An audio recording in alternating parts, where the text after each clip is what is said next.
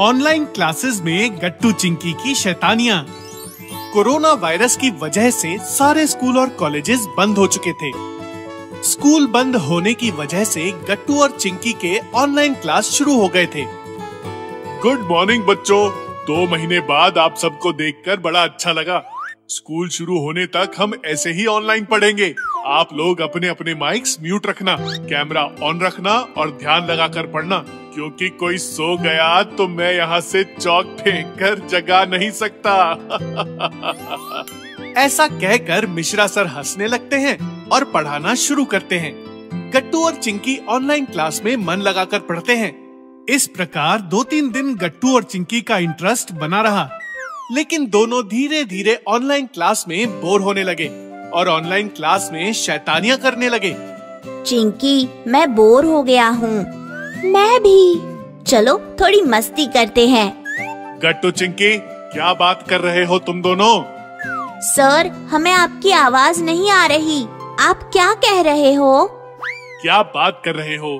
बाकी बच्चों तक तो आवाज पहुंच रही है। क्यों बच्चों? हाँ सर, हमें आपकी आवाज आ रही है। गट्टू चिंकी, तुम्हारे नेटवर्क में कुछ खराबी है शायद, चेक करो। आप क्या कह रहे हो सर? हमें कुछ सुनाई नहीं दे रहा।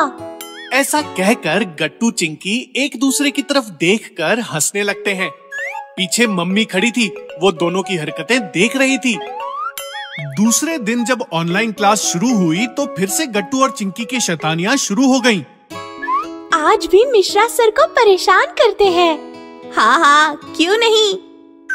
गट्टू चिंकी, ध्यान कहाँ है तुम्हारा? चलो मेरे सवाल का जवाब दो। ताजमहल कौन से शहर में है? सर, हमें नहीं पता। अभी तो बताया मैंने, तुम्हारा ध्यान ही नहीं था। चिंकी, तुम बताओ, कहाँ है ताजमहल? मिश्रा सर की आवाज सुनकर चिंकी डर जाती है और अपना माइक म्यूट कर देती है। सर तो गुस्सा हो गए, अब क्या करें? अब एक काम करते हैं, सर को बोलते हैं कि आपकी आवाज नहीं सुनाई दे रही, आप दिख भी नहीं रहे। नेटवर्क इशू बताकर क्लास ही बंद कर देते हैं। ये अच्छा आइडिया है। चिंकी माइक ऑन करती है और कहती है, सर, ना तो हमें आपकी आवाज सुनाई दे रही है और ना ही आप दिखाई दे रहे हो। लगता है हमारे नेटवर्क का प्रॉब्लम है। हम दोबारा कनेक्ट करते हैं। ऐसा कहकर चिंकी ऑनलाइन क्लास डिस्कनेक्ट करती है। क्लास डिस्कनेक्ट होते ही गट्टू और चिंकी हंसने लगते हैं। ये उल्लू बनाया, बड़ा मजा आया। हमारा नेटवर्क तो सबसे स्ट्रॉन्ग है। हाँ, लेकिन ना तो ये बात मिश्रा सर समझ पाएंगे और ना ही हमें पनिशमेंट दे पाएंगे। ऐसा कहकर गट्टू और चिंकी फिर से उछलने लगते हैं कि अचानक पीछे से मम्मी और पापा दोनों आते हैं। तुम दोनों की शैतानियां खत्म हो गई हो तो हम ये कंप्यूटर उठाकर ले जाएं? मम्मी की बात सुनकर गट्टू और चिंकी चौंक जाते हैं।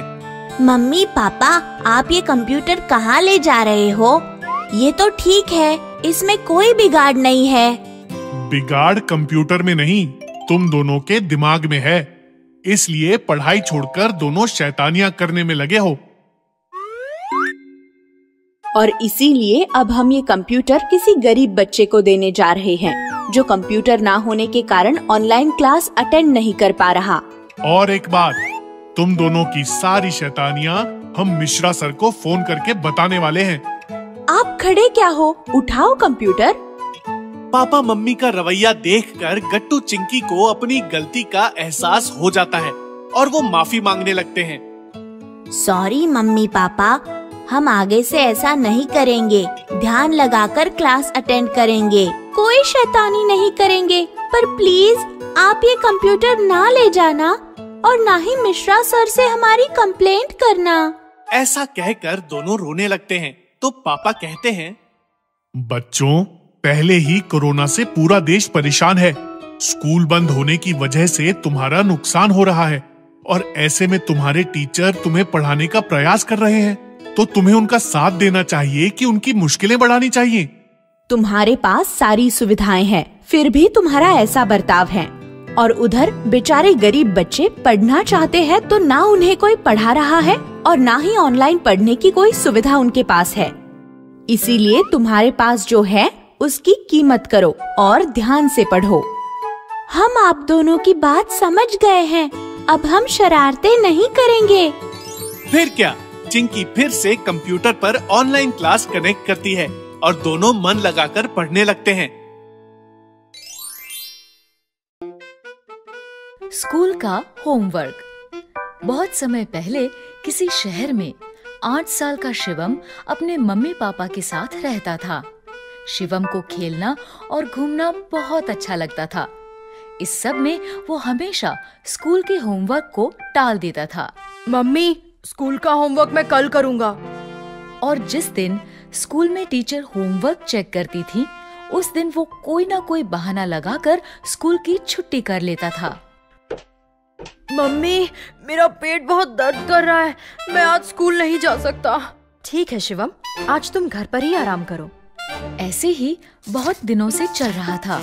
फिर एक दिन अचानक टीचर ने क्लास में सभी बच्चों से कहा, बच्चों, कल मैं आप सबकी तीनों सब्जेक्ट्स इंग्लिश, हिंदी और मैथ्स की नोटबुक चेक करूंगी।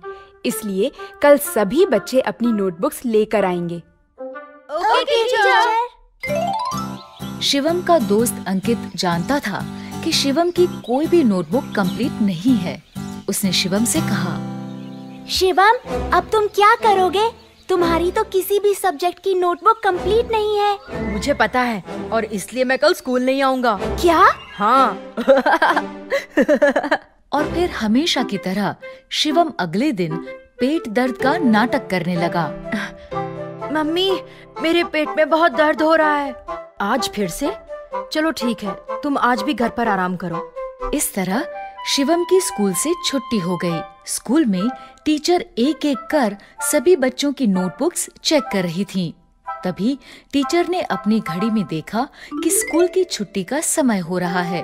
ये देखकर उन्होंने सभी बच्चों से कहा, बच्चों, अभी स्कूल की छुट्टी का समय हो रहा है, इसलिए जो बच्चे रह गए हैं उनकी नोटबुक्स मैं कल चेक करूंगी। उसी शाम जब पार्क में खेलते हुए शिवम अंकित से मिला तो अंकित ने उसे सारी बात बताई। टीचर ने कहा है कि जो बच्चे रह गए हैं उनकी नोटबुक्स वो कल चेक करेंगी। अच्छा, तो फिर मैं कल भी नहीं आऊँगा। अगले दिन भी बच्चों की नोटबुक्स चेक करते करते स्कूल की छुट्टी का समय हो गया और एक बार फिर टीचर ने बच्चों से कहा, जो बच्चे आज भी रह गए हैं उनकी नोटबुक्स कल चेक होंगी।